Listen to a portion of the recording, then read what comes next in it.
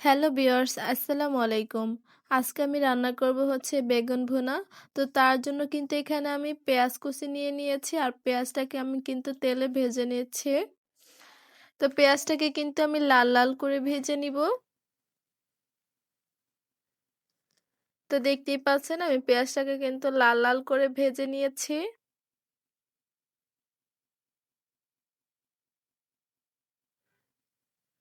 তো আমার পেঁয়াজটা কিন্তু ভাজা হয়ে গেছে। এর মধ্যে দিয়ে দিয়েছি আদা, রসুন বাটা আর হচ্ছে পেঁয়াজ বাটা। এটা দিয়ে আমি কিন্তু এখানে একটু পানি দিয়ে মিশিয়ে দিয়েছি। এখন এর মধ্যে দিয়ে দিব হচ্ছে ধনিয়ার গুঁড়া, হলুদের গুঁড়া আর হচ্ছে মরিচের গুঁড়া। এখন দিব হচ্ছে পরিমাণ মতো লবণ। লবণটা দিয়ে আমি মসলাটাকে ভালোভাবে একটু নেড়েচেড়ে দিব।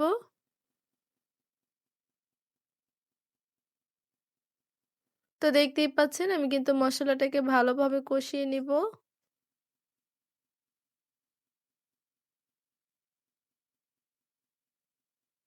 তো মসলাটাকে ভালো করে কষানোর জন্য কিন্তু আমি একটু পানি দিয়ে দিব। তো পানি দিয়ে দিয়েছি। এখন মসলাটাকে ভালোভাবে একটু নেড়েচেড়ে মিশিয়ে দিব।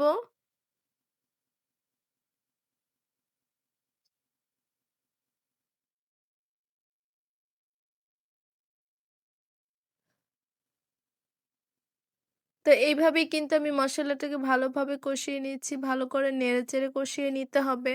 আর এদিকে কিন্তু আমার মসলাটা কষানো হয়ে গেছে। এখন একটু এটাকে ভালো করে আমি একটু নেড়েচেড়ে মিশিয়ে নিব।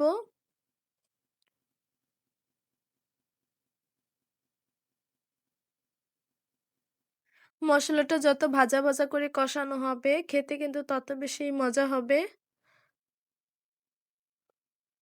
তো আমার কষানোটা কিন্তু হয়ে গেছে। এখন এর মধ্যে আমি দিয়ে দিব হচ্ছে পানি।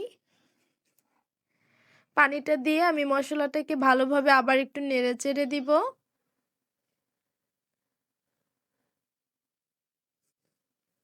আর এদিকে কিন্তু আমি বেগুনটাকে ভেজে নিয়েছি।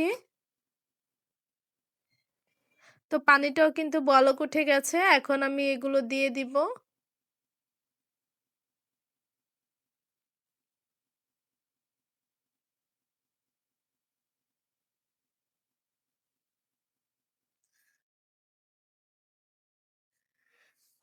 বেগুনটা দেয়া হয়ে গেলে আমি কিন্তু মসলার সাথে ভালোভাবে আবার একটু নেড়েচেড়ে মিশিয়ে নিব।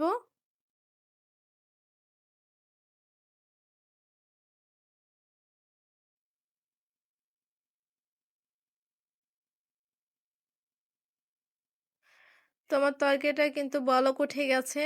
এখন আবার একটু নেড়েচেড়ে দিব। তো তার আগে আমি একটু ধনেপাতা কুচি দিয়ে দিব।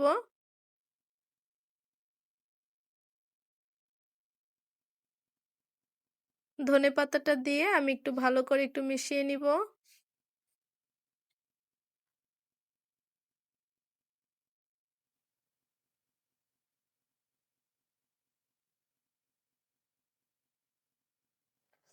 তো আমার তরকারিটা কিন্তু হয়ে গেছে।